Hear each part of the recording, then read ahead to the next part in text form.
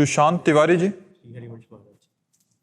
श्री हरिवंश महाराज जी। महाराज जी, आपके सत्संग सुनकर पता चला कि जीवन का एकमात्र लक्ष्य श्री जी की भक्ति करना है, लेकिन हम अधम फिर भी भौतिक सुखों को प्राप्त करने के लिए लगे रहते हैं। क्या मनुष्य को भौतिक सुविधाओं की चाह बिल्कुल नहीं करनी चाहिए महाराज जी? क्या हमें कुछ बनने या प्राप्त करने की? तो क्या चाह करने से सब कुछ प्राप्त हो रहा है क्या?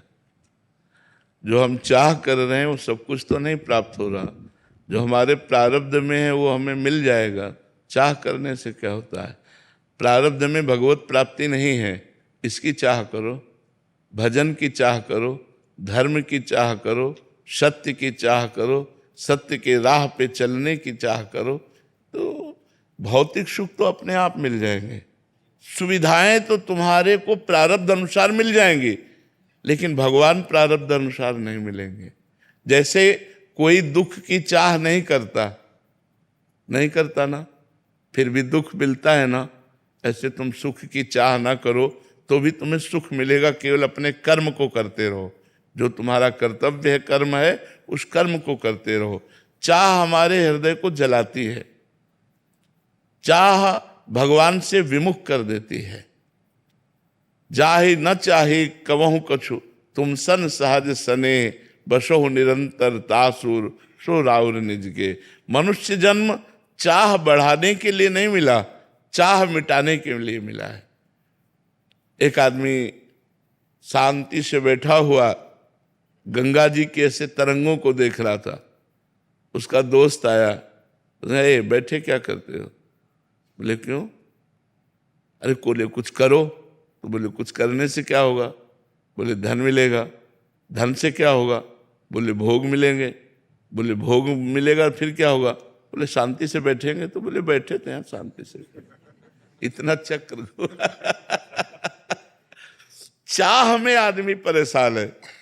चाहिए सबको शांति, लेकिन चाह के बाद, और जब तक चाह है तब तक शांति कहाँ है?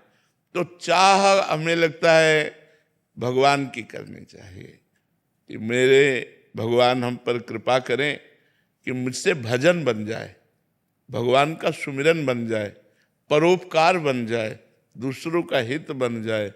ऐसी चाह करो। हम आपसे सत्य कहते हैं, बिना चाहे सब कुछ अपने आप आ जाएगा। अगर भाग्य में लिखा है ना, तो बिना चाहे अपने आप आ जाएगा। हम देख रहे हैं ना, वो देख रहे हैं, हमारी इच्छा नहीं है, बिल्कुल नहीं। हमारी इच्छा जो है वो भगवान जानते हैं हमारी इच्छा क्या है। तो जब तक हमारे अंदर चाह है तब तक हमें जन्म जन्मांतर भटकना पड़ेगा। अगर हम चाह मिटा दे तो अपने आप सारे सुख आ जाएंगे। ये भी बात समझ लो। अचाह पुरुष के पास सारे सुख अपने आप आ जाते हैं। अब उसकी चाह नहीं रही तो उनका महत्व नहीं रहता। चाह में महत्व है। तो हम अगर जो चाहें करते हैं वो हमको फंसाती चली जाती है, एक चाह के बाद दूसरी चाह। चाह कभी किसी की पूर्ति नहीं हुई, आज तक किसी की पूर्ति नहीं हुई। एक चाह पूर्ति होती, दो चाहें खड़ी हो जाती, दो को पूरा करो, चार खड़ी हो गई। देखो चाह का क्रम ऐसा है। एक लड़का स्कूल जाता था पैदल, उसका बाप धनी था। तो एक दिन विद्यार्थी साइकिल से, उसने देखा ये तो बड़ी सुविधाजनक है, पैदल चलने में तो स्कूल तक पहुंचने में थक जाते हैं, साइकिल ये तो पैर मारो आराम से चलते जाओ। उसने कहा कि पिताजी मुझे साइकिल चाहिए। एक साइकिल खरीदी। कुछ दिन साइकिल से चला, देखा बगल से मोटरसाइकिल, पैर भी नहीं चलाना, बस हाथ से इशारा करो भाग रही है, और साइकिल पीछे छूट गई और वो आगे निकल गया मोटरसाइकिल वाला। ये यार पापा हम साइकिल से नहीं चलेंगे, हमें मोटरसाइकिल चाहिए। वो धनी आदमी था, मोटरसाइकिल खरीदी।